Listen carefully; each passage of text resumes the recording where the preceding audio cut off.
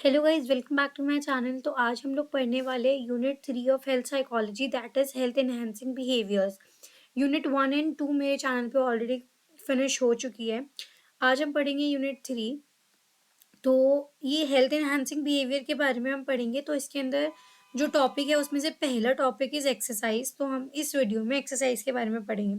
तो what is exercise? Exercise is defined as activity planned with a goal, यानी एक activity जिसको हम प्लान करते हैं, जिसका गोल क्या होता है कि इम्प्रूव करना है इंसान के एक या उससे ज़्यादा एस्पेक्ट ऑफ फिजिकल फिटनेस। अब इसके अंदर क्या क्या आ सकता है? Muscular strength, muscular endurance, muscular power, speed, flexibility, agility, balance, good reaction time and how and a low percentage of body fat. ठीक है, ये सब चीज़ें होनी चाहिए। ये सब क्या इंडिकेटर है हमारी फिटनेस का कि इंसान फिट है। अब बोथ फिजिकल एक्टिविटी होती है और जो एक्सरसाइज होती है, दोनों ही बहुत इंपॉर्टेंट है फॉर गुड हेल्थ।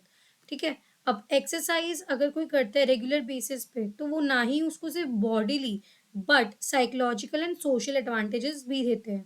तो सबसे पहले हम साइको सोशल बेनिफिट्स देख लेते हैं। तो सबसे पहले फ्रीक्वेंट फिजिकल एक्सरसाइज जो है वो लिंक किससे की जाती है is decrease level of stress, कि स्ट्रेस इंसान को कम हो जाता है और क्या एंजाइटी कम हो जाती है। अब सेकंड पॉइंट अगर देखें तो इंडिविजुअल जो पार्टिसिपेट करते हैं एरोबिक एक्सरसाइज जो बेस्ड फिटनेस प्रोग्राम्स होते हैं, तो उनकी ना इन्हांस्ड कॉग्निटिव फंक्शंस होते हैं। उनमें क्या होता है? इन्हांस्ड कॉग्निटिव फंक्शंस, जैसे कि वो कम मिस्टेक करते हैं कोई भी काम करते हैं, या फिर उनकी बेटर मेमोरी होती है।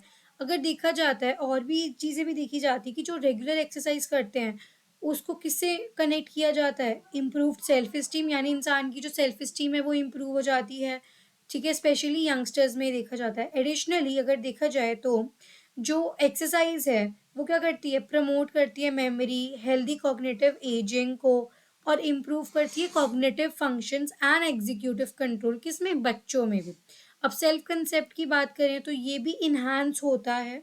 ठीक है, बिकॉज जो लोग हैं वो देख पाते हैं कि वो कितना एक अट्रैक्टिव अपीयरेंस जो होती है उनकी, वो मेंटेन कर पा रहे हैं। तो उनका सेल्फ कॉन्सेप्ट जो है वो अच्छा होता चला जाता है एंड वो इंगेज करते हैं सक्सेसफुली इन स्पोर्ट्स एक्टिविटीज, क्योंकि ऑब्वियसली उनमें एजिलिटी और जो एंड्योरेंस है, एवरीथिंग डेवलप हो रही है उनके अंदर, स्टैमिना बिल्डअप हो रहा है। तो इन सब चीज़ों की वजह से वो अच्छे से सक्सेसफुली स्पोर्ट्स एक्टिविटीज में पार्टिसिपेट कर पाते हैं।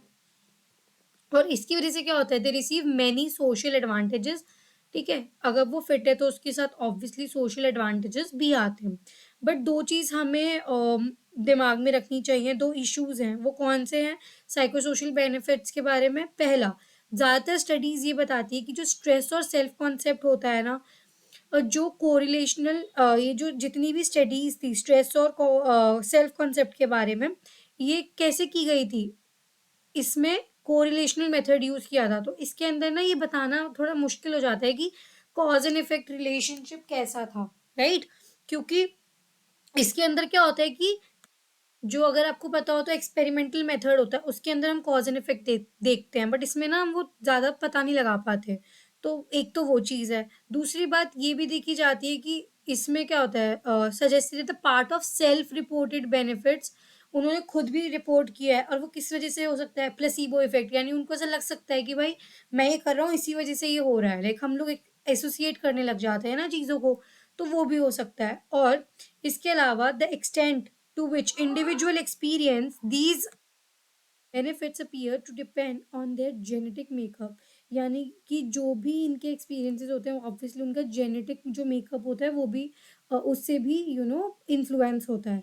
अब इसके फिजिकल हेल्थ बेनिफिट्स देखें तो exercise has many physical health benefits as well. Obviously exercise का देखा जाए ही तो वो फिजिकल हेल्थ ही है मेनली। अब इसके अंदर अगर हम देखें तो विगरस एक्सरसाइज जो होती है वो क्या करती है? इंक्रीज करती है इंसान की बॉडी के प्रोडक्शन ऑफ एंडोर्फिन्स। एंडोर्फिन्स का प्रोडक्शन बॉडी में होने लग जाता है। ठीक है, जब हम एक्सेसिव या विगरस एक्सरसाइज करते हैं, जिससे क्या होता है? जो मॉर्फिन्स होते हैं, जैसे जो केमिकल सब्सटेंस होता है वो रिलीज होता है।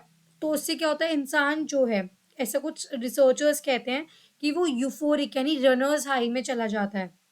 उससे क्या होता है, इंडिविजुअल फील नहीं कर पाता कि वो sensations of pain and decrease stress. ठीक है, तो इसमें क्या होता है, अब देखो पूरा सुनो। अब किसी ने एक्सरसाइज की तो उससे क्या हुआ, बॉडी के अंदर इंडोर्फिन्स निकल जाते हैं, जिनको मॉर्फिन्स भी कहते हैं। ये केमिकल सब्सटेंस होता है। तो इससे इंसान जो है वो यूफोरिक हो जाता है, खुश हो जाता है। क्यों? क्योंकि जब हम ऐसी एक्सरसाइज करते हैं तो हाई लेवल ऑफ इन्फॉर जो एंडोर्फिन्स होते हैं वो हमारे ब्रेन में पहुंचते हैं। ब्रेन में पहुंचने के बाद हमारा स्ट्रेस कम हो जाता है और सेंसेशन ऑफ पेन भी महसूस नहीं होती। तो इसलिए इंसान यूफोरिक हो जाता है, यानी बहुत हैप्पी वर्ल्ड में अपने पहुंच जाता है। ठीक है, अब in childhood aerobics exercise improves agility and cardiovascular function. यानी बचपन में अगर कोई एरोबिक्स में ज्वाइन करता है तो एजिलिटी और कार्डियोवैस्कुलर फंक्शन उनका बेटर हो जाता है। मोस्ट बेनिफिट्स जो आते हैं वो देखा जाता है तो विगरस एक्सरसाइज से आते हैं।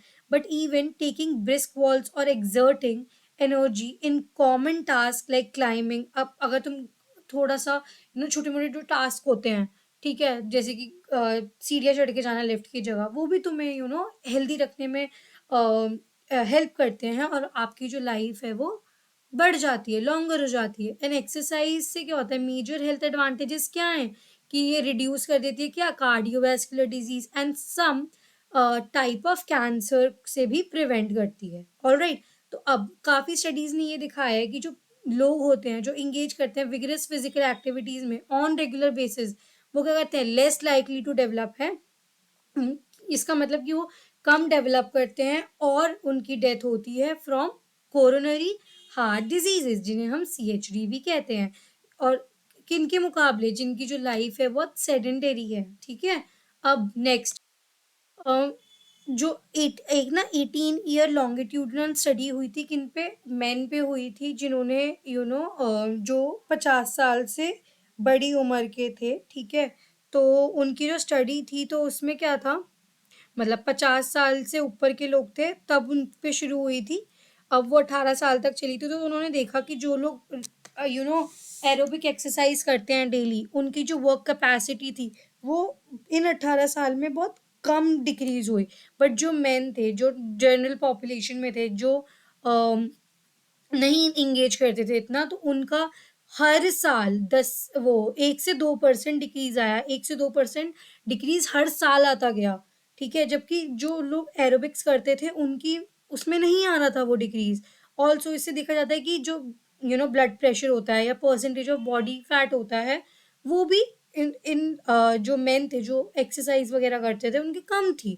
ठीक है, और इन एविडेंस से पता चल जाता है कि अगर हम एरोबिक एक्सरसाइज में इंगेज होते हैं तो यूजुअल डिक्लाइन जो होता है हमारी फिटनेस का, दैट पीपल एक्सपीरियंस, जब वो बूढ़े होते चले जाते हैं, जब वो बूढ़े होते हैं तो उनके अंदर एक वो होता है एक एरो वो डिक्लाइन होता है उनकी फिटनेस में। जब वो इंसान बूढ़ा होता है ऑब्वियसली एक डिक्लाइन होने लग जाता है ना, डिक्लाइन ऑफ ग्रोथ हो रही है। तो उस वजह से अगर वो लोग एंगेज होते हैं एरोबिक्स में तो वो नहीं होता इतनी जल्दी। ठीक है, अब कोई हेल्थ लाइबिलिटीज भी हैं क्या अगर हम एक्सरसाइज करते हैं? तो सबसे पहले नॉट एट ऑल, बिल्कुल भी नहीं है। बट इसके कुछ हैजार्ड्स हैं। पहला, कि जो इंसान है जब वो जॉग करते हैं, ठीक है, तो ऑब्वियसली वहाँ पे बाइसिकल चलाते हैं या जॉग करते हैं ट्रैफिक में, तो वहाँ पे कोलिजन का डर है। ठीक है, उसके अलावा जो मोस्ट पीपल जो प्रॉब्लम उनकी आती है वो आती है, इंजरी होती है उनको बोन्स में या मसल में, या कोई और तरीके का एक्सीडेंट हो जाता है क्योंकि वो अपनी बॉडी को ओवर स्ट्रेन करते हैं, जिसकी वजह से, जैसे कि एग्जाम्पल में अगर हम देखें तो हाई इम्पैक्ट एक्सरसाइजेज हो गई, जैसे जॉगिंग हो गया, टेनिस हो गया, इससे क्या इंजर कर सकता है वो, क्या, जॉइंट्स को, और एरिथ्राइटिस हो सकता है। ठीक है, और बहुत सारी इंजरीज जो होती हैं वो होने लग जाती हैं लोगों में जो एक्सरसाइज रेगुलरली नहीं करते, बट या फिर बिगिनर्स हैं। तो ये वो क्या कहते हैं, ओवरटेक, अपने आप को बहुत ओवर टैक्सिंग एक्सरसाइज करते हैं, मतलब एकदम अपनी बॉडी पे ओवर स्ट्रेन हो जाता है। ठीक है, एक्सेसिव कर रहे हैं तो, या फिर अनसेफ एक्सरसाइज कंडीशन है, जैसे कि इम्प्रॉपर शूज हैं तो उनसे भी इंजरी के चांसेस बढ़ जाते हैं। या फिर अगर आप बहुत ज़्यादा देर तक एक्सरसाइज कर रहे हो हॉट वेदर में तो उससे क्या हीट एग्जॉशन हो सकता है, dizziness, rapid and week pulse हो सकती है, हेडेक हो सकता है, या और भी सीवियर कंडीशन हो सकती है जैसे हार्ट स्ट्रोक। ठीक है, which can be fatal.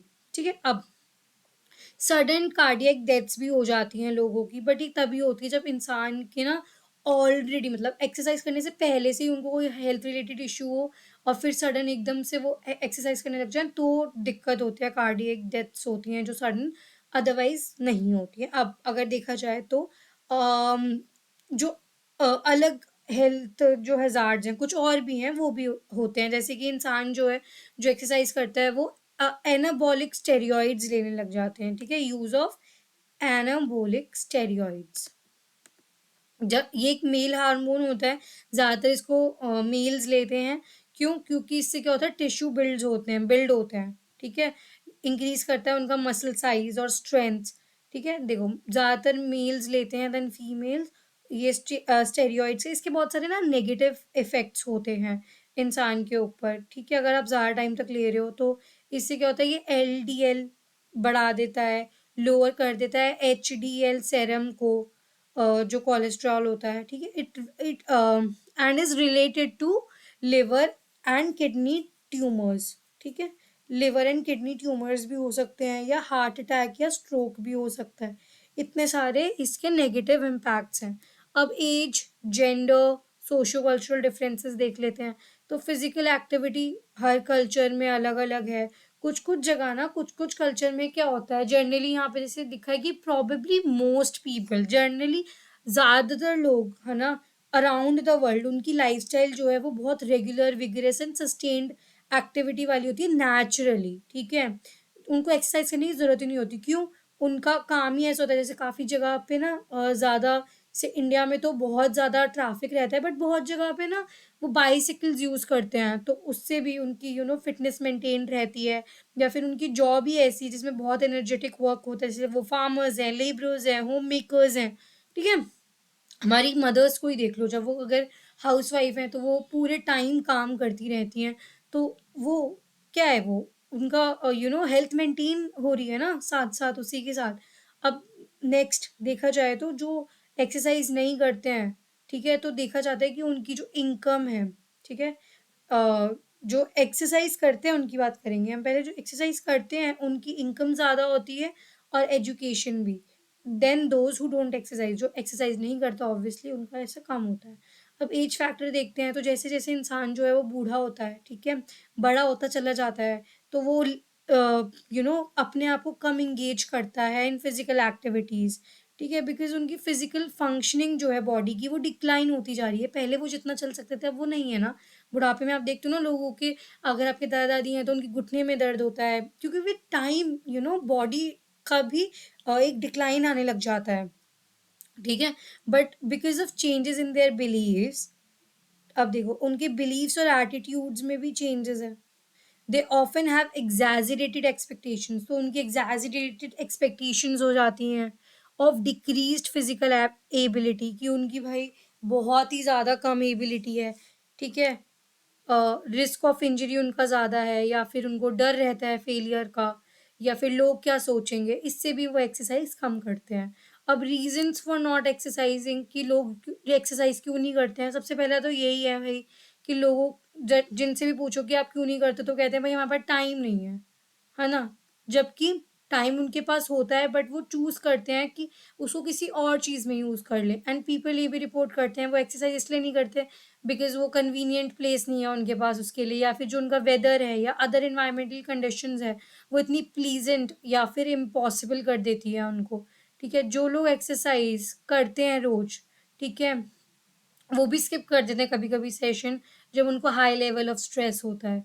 Social influence और एक्सरसाइज भी जो है वो इन्वॉल्व होती है, जैसे मॉडलिंग, हमारे घर वाले का कैसा उसका आउटलुक है तो वो encourage करेंगे, या कोई करता है तो हमें मोटिवेशन मिलती है, राइट, रीइंफोर्स कर रहे हैं पीयर्स उस पे या फैमिली, तो वो भी बहुत ज़्यादा मैटर करता है। अब अडल्ट जो एक्सरसाइज करते हैं तो उनके स्पाउस भी encourage होते हैं, या फिर जो बच्चे करते हैं तो एक्सरसाइज करते हैं, या इंगेज करते हैं अपने आप को इन स्पोर्ट्स में, तो उनके भी फ्रेंड्स और फैमिली भी वैसा करने लगती है, ठीक है। मतलब एक इंसान से पूरे सब लोगों को मोटिवेशन मिलती है। अब ऐसा माना जाता है कि अगर मतलब पीपल का जो बिलीफ है वो इन्फ्लुएंस कर सकता है एट एक्सरसाइजिंग को कैसे इन्फ्लुएंस किया जा सकता है, उसके हम 4 तरीके देखेंगे। सबसे पहले होता है people with high self efficacy, जिनकी सेल्फ एफिकेसी ज़्यादा है, ठीक है, कि वो भाई वो परफॉर्म कर लेंगे और मेंटेन भी करके रखेंगे एक्सरसाइज। ठीक है, वो लोग क्या करेंगे, वो उसके साथ स्टिक रहेंगे। और जिनकी लो सेल्फ एफिकेसी होती है, उन्हें पता ही है कि भाई मैं तो नहीं कर पाऊंगा कंटिन्यू, उसको मेंटेन नहीं कर पाऊंगा, तो वो नहीं कर पाते हैं। अब परसीव ससेप्टिबिलिटी इसमें यही है कि अगर किसी को लगता है कि उनको कोई बीमारी है या हो सकती है इन फ्यूचर, परसीव कर रहे हैं, तो फिर भाई वो इंगेज करते हैं अपने आप को इन एक्सरसाइज। एक सेकेंड। या तो जो लोग उन जिनको जो मैंने बताया वही बात कि जो रिसीव करते हैं इंफॉर्मेशन कि भाई उनका अपने लेवल ऑफ फिटनेस को देख के कि भाई उनको कोई हेल्थ प्रॉब्लम हो सकती है, ससेप्टेबल टू हेल्थ प्रॉब्लम।